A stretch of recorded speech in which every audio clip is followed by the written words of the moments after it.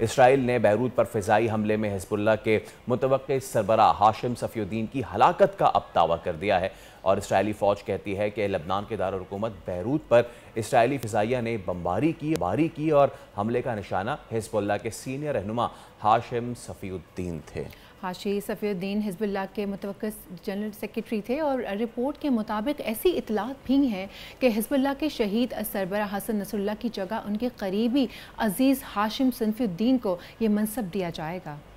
حزب اللہ نے تاحال اسرائیلی دعوے کی تصدیق یا تردید تو نہیں کی ہے، تاہم ایئرپورٹ کے قریب دھماکے سنے گئے اور دھوئیں کے بادل میلوں دور تک دکھائی بھی دیے گئے۔ اسرائیل نے یہ دعویٰ بھی کیا ہے کہ اس نے لبنان کی مزاحمتی تنظیم حزب اللہ کے لیے ہتھیار تیار کرنے والے رہنما محمد یوسف انیسی کو بھی شہید کر دیا ہے۔ آلرائٹ، تو اس وقت سچویشن بالکل بھی ڈی ایسکیلیٹ نہیں ہو رہی ہے، حالانکہ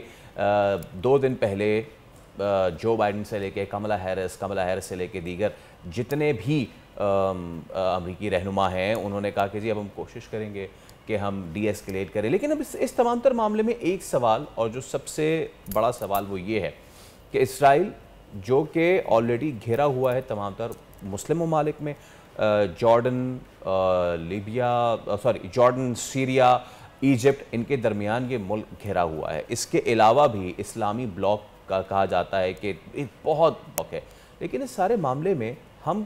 کہاں کھڑے ہوئے ہیں؟ OIC کیا کر رہا ہے اور ہمیں بطور مسلمان کیا کرنا چاہیے؟ چیئرمین اسلامی نظریاتی کونسل مفتی راغب نعیمی صاحب آج ہمارے ساتھ موجود ہیں۔ سب سے پہلے تو مفتی راغب صاحب السلام علیکم، جمعہ مبارک آپ کو، اور بہت شکریہ آپ نے ہمارے لیے وقت نکالا۔ مفتی صاحب،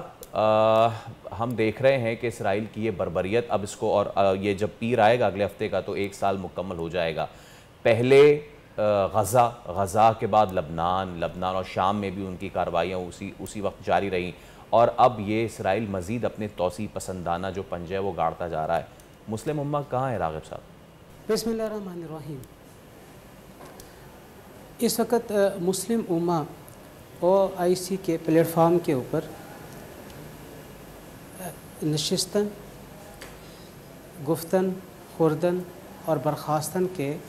طریقہ کار کے اوپر عمل پیرا نظر آتی ہے۔ دیکھیے، جس طرح پوری دنیا مختلف بلاکس کے اندر منقسم ہے، اسی طرح اسلامی ممالک بھی اپنے اپنے مفادات اور اپنے اپنے ممالک کے خصوصی حالات کے تناظر میں مختلف بلاک میں منقسم نظر آتی ہے۔ آپ وسطی ایشیا کے مختلف اسلامی ممالک کو دیکھ لیجئے، وہ ایک خاص نقطہ نظر کے حامی ہیں۔ آپ مشرق وسطیٰ کے عرب ممالک کو دیکھ لیجئے، 2 بلاکس میں بٹے ہوئے ہیں، کچھ کا تعلق ہمسایہ ملک کے ساتھ ہے اور کچھ کا تعلق خاص طور پہ جو عرب ممالک ہیں وہ ایک الگ نظریے کے اوپر ہیں۔ اور پھر برصغیر پاک و ہند میں موجود پاکستان، بنگلہ دیش، مالدیپ، اور پھر اس کے آگے ہم ملیشیا، انڈونیشیا اور برونائی، ان ممالک کے مسائل اپنے اپنے ہیں اور اپنی اپنی تیز واتی حالات کی وجہ سے مختلف مسائل میں گھرے ہوئے ہیں، جس کی وجہ سے مسلم امہ میں اس وقت ہمیں قیادت کا فقدان نظر آ رہا ہے، اور قیادت کے اسی فقدان کی وجہ سے ہم غزہ فلسطین کے مسئلے پر یکسوئی کے ساتھ ایک نقطہ نظر کے اوپر موجود نہیں ہیں۔ مفتی صاحب، آپ نے بات کی قیادت کا فقدان نظر آ رہا ہے، اور یقیناً آپ نے بالکل یہ بات ٹھیک کی ہے، کیونکہ اپنے تئیں برادر اسلامی ملک ایران نے کچھ کارروائی کرنے کی کوشش کی، پھر جو کچھ مسلم جو مزاحمت کاری ہے حماس کی صورت میں، حزب اللہ کی صورت میں، یا پھر حوثیوں کی صورت میں، وہ اپنے تئیں تو کارروائی کرتے ہیں، لیکن دوسری جانب ہم دیکھتے ہیں کہ ترکیہ جیسا مضبوط ملک اور پاکستان جو کہ واحد ایٹمی اسلامی ریاست ہے، اب جب غزہ میں یہ تمام تر چیزیں ہوتی ہیں، آپ نے دیکھا جب ایران نے میزائل داغے تو خوشی کا سما تھا غزہ کی پٹی پہ، کیا غزہ والے ترکیہ سے، پاکستان سے، خلیجی ممالک سے آس نہیں لگائے بیٹھے ہوں گے؟ اور جب وہ آس لگائے بیٹھے ہیں تو ہم ان کو کیا جواب دیں گے پھر آخرت میں؟ देखिए, जब भी फ़ौजी सतह पर और इस तरह के जंगी हालात में मुख्तलिफ़ ममालिक आपस में किसी मुआहदे के ज़िमन में एक दूसरे के साथ बंधे हुए हों, तो फिर ही एक मुल्क दूसरे मुल्क पे होने वाले हमले को अपने ऊपर हमला तस्वुर करता है। जिस तरह हमने यूरोपीय यूनियन को देखा, यूक्रेन के ऊपर जब रूस की तरफ से हमला किया गया तो फिर यूरोपीय यूनियन यूक्रेन के पीछे खड़ी हो गई क्योंकि वो यूरोपीय यूनियन का हिस्सा। और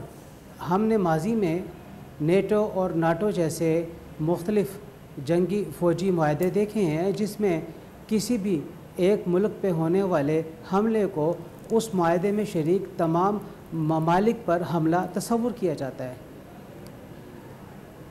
आजकल के इस नए बंदोबस्ती मामलात में जब हर मुल्क अपनी अपनी हदूद और दायरे कार के साथ मौजूद है और उसका दूसरे मुल्क के साथ किसी भी किस्म का जंगी तहारुब या जंगी पेशकदमी और एक दूसरे के ऊपर अफवाज के ज़रिए हमला करना दूसरे मुल्क की सरहदों की पामाली तस्वुर किया जा रहा है, जहाँ पे हमने इसराइल और फ़लस्तीन के मामले को, जो कि एक अरसा दराज से बोन ऑफ कंटेंशन बना हुआ है, तो फिर उन ममालिक जो कि इन दोनों ममालिक की हमसायगी में हैं, हम उन्हें देखते हैं। उर्दन को देखिए और मिस्र को देखिए, तो पहले ही इसराइल को तस्लीम किए हुए हैं और एक दूसरे के यहाँ इनका आना जाना मौजूद है। और मुसलमान मुल्क होने की हैसियत से ज़िम्मेदारी इन पे ही पड़ती थी कि वो फ़लस्तीन और गज़ा के मसले के ऊपर भाईचारे, इस्लामी भाईचारे का इजहार करें। और उसके बाद फिर आप आगे देखिए कि मिस्र, उसके बाद फिर सूडान है और दीगर अफ्रीका के ममालिक मौजूद हैं, और इधर सऊदी अरब है और शाम है और शाम के साथ तुर्की है, इराक़ है। लेकिन आप माजी में देखिए कि इसराइल ने किस तरह अरबों के साथ होने वाली जंग, जो कि 1967 की थी और उससे पहले भी, और बाद में फिर इराक़ पर जो हमला करके इराक़ के फ़ौजी तनसीबात और ख़ास तौर पे एटमी तनसीबात को निशाना बनाया, ये तमाम के तमाम एक दूसरे की सरहदों की पामाली होती रही है। आज आप अरब ममालिक को भी देखिए, आज आप मुस्लिम ममालिक को देखिए, ये एक दूसरे की हमें प्रॉक्सीज नज़र आती हैं। देखिए, अगर हम ईरान की बात करते हैं तो ईरान का यकीनी तौर पे शाम के अंदर असर पाया जा रहा है, इराक़ में असर पाया जा रहा है, लिबनान में असर है, यमन में असर है, और फिर ईरान के पीछे हम चीन और रूस को भी देखते हैं। इसी तरह जब हम अरब ममालिक को देखते हैं, अरब ममालिक तो ये चाहते हैं कि किसी तरीके से मशरिक़ वुस्ता में अमन कायम हो, इसराइल को किसी लेवल के ऊपर तस्लीम कर लिया जाए, और वो जो जंगी हालात की वजह से मुआशी हालात दिगर को हो चुके हैं और आइंदा होने के ख़तरे और चांसेस हैं, उसको वो ख़त्म करने के लिए अमन के रास्ते के ऊपर चलना चाहते थे। गज़ा के ऊपर फ़लस्तीन के इस हमले ने, गज़ा पर, फ़लस्तीन पर इसराइल के इस हमले ने उस तमाम को सबोताज कर दिया। और फिर आप ये देखिए कि जब हिज़्बुल्लाह गज़ा की मदद के लिए आगे आई है तो इसराइल ने लिबनान के ऊपर हमला कर दिया और फिर ईरान की तरफ से जवाबी वार किया गया। लेकिन ये तमाम के तमाम हालात अगर इस मौका के ऊपर तमाम ममालिक ने, जिसमें मुसलमान गैर मुस्लिम ममालिक शामिल हैं, संजीदगी के साथ ना लिए गए तो हमें तो तीसरी जंग अज़ीम के बादल मंडलाते हुए नज़र आ रहे हैं। इसके ख़तरात नज़र आ रहे हैं कि कहीं ये जंग इन हुदूद और दायरे कार से बाहर निकल के दीगर ममालिक को भी अपने ज़िम्मन में ना ले ले। और फिर जब हम देखते हैं तो फिर मुसलमान जंगी एतबार से हमें दीगर वो ममालिक जो कि इसराइल की पुश पर हैं उनसे पीछे नज़र आ रहे हैं, जबकि इन मुस्लिम ममालिक ने अल्लाह तबारक व तआला का वो मशहूर हुक्म नज़रअंदाज कर दिया है, वअइद्दू मस्ततातुम मिन कुव्वतिन व मिन रिबातिल खैल, कि तुम अपनी हर मुमकिन कुव्वत और अपने घोड़ों को तैयार रखो उनके लिए जो अल्लाह और अल्लाह के रसूल के दीन को नेस्त व नाबूद करने के लिए हैं। تو ہم یہ سمجھتے ہیں کہ مسلم ممالک کو اپنی فوجی طاقت ماضی میں بڑھانی چاہیے تھی، اور ایسی فوجی طاقت جو کہ ان ممالک کا مقابلہ کر سکے جو کہ مسلم ممالک میں اپنی توسیع پسندانہ خیالات کے حوالے سے مشہور ہیں۔ اور آپ یہ دیکھیے کہ اسرائیل کے جو توسیع پسندانہ آگے منصوبہ جات ہیں وہ تو اردن کو بھی، مصر کے کچھ حصے کو بھی، سعودی عرب کے کچھ حصے کو بھی، شام کو، عراق کو اور ترکی کے کچھ حصے کو اور لبنان کے کچھ حصے کو اپنے ضمن میں لیا ہوا ہے کہ ہم وہ گریٹر جوش ریاست قائم کرنا چاہتے ہیں جو کبھی ماضی میں ہوا کرتی تھی۔ جی مفتی صاحب، آپ کی بات سے ہی میں سوال کرنا چاہوں گی۔ آپ نے کہا کہ ایز اے مسلم ہمیں اپنی آواز اٹھانی چاہیے، تو ایز اے نیشن پاکستان نے اپنی آواز اٹھائی، وزیر اعظم نے جو UN کا اجلاس ہوا تھا وہاں پہ بھی اپنی آواز اٹھائی ہے، اور ہم پاکستان سے جو ہو سک رہا ہے پاکستان کر رہا ہے، سوشل میڈیا پلیٹ فارمز پہ عام پاکستانی بھی اپنی آواز اٹھا رہے ہیں۔ اس میں آپ دیگر ممالک کے کردار کو کیسے دیکھتے ہیں؟ ہم پاکستان کے علاوہ لوگ جو ممالک ہیں وہ اپنا کردار کیسے ادا کر سکتے ہیں؟ دیکھیے، دنیا بھر کے ممالک میں خاموش احتجاج ہوا، حتیٰ کہ